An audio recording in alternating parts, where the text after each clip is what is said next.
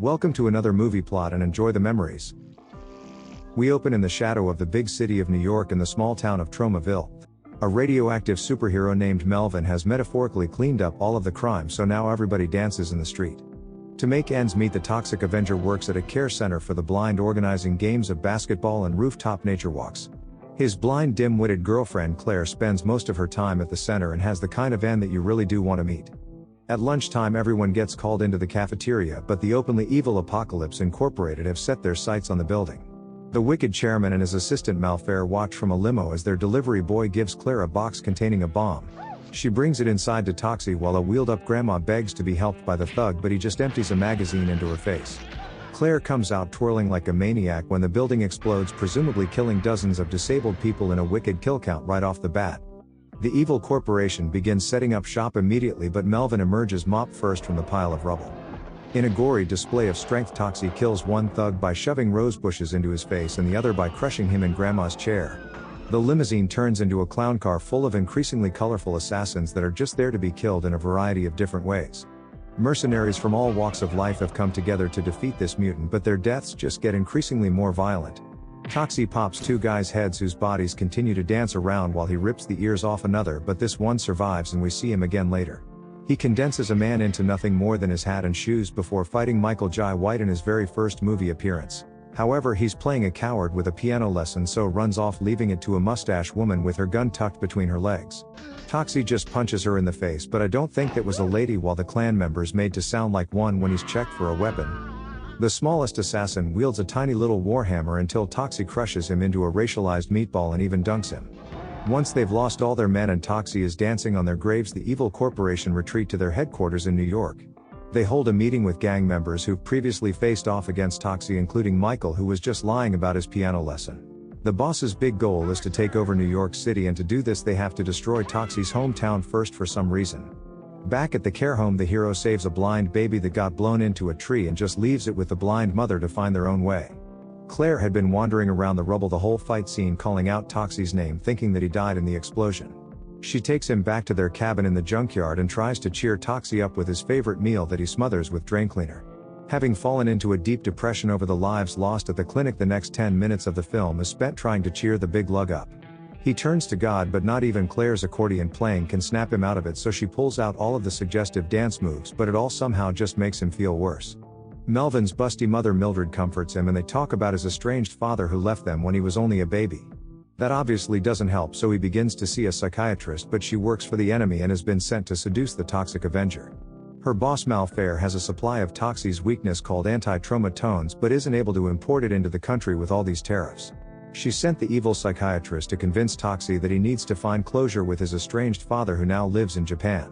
Having eaten it all up, Toxie tells Claire that he must leave the country for the second half of the movie, not knowing he's being lured into a trap. He's concerned about the trip, but Claire's a supportive girlfriend and tells Toxie to go do his soul searching before sucking the soul right out of him. After giving this poor girl a chemical burn, our mutant friend blows town and windsurfs all the way to Tokyo, because why not? He gives the locals flashbacks when emerging from the ocean like Godzilla, so they either run in fear or do whatever this guy's doing. He begins the aimless hunt for his father, but just scares everyone away while walking up to them and saying, "Have you seen my dad?" We eventually meet Masami buying a fish-shaped cake, as this movie is also an introduction to Japanese culture like Karate Kid 2. While eating her bean paste treat, Masami randomly gets her chest beans ripped out of her top by a trio of thugs, which isn't cultural. The Troma tones in Toxie's body react to the presence of evil, so his spider senses lead him to Masami being accosted.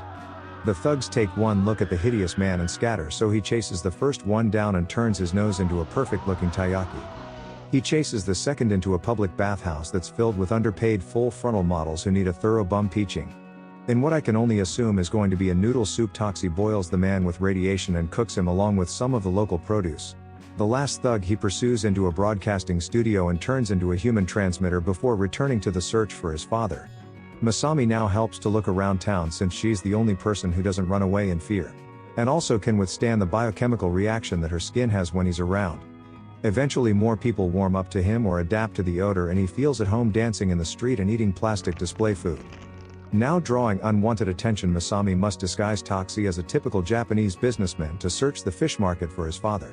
He's finally reunited with a man that looks nothing like his father named Big Mac, and there's tears to be had. Suddenly the Tromas begin acting up as Masami discovers at her pleasure that this man is smuggling booger sugar inside tuna.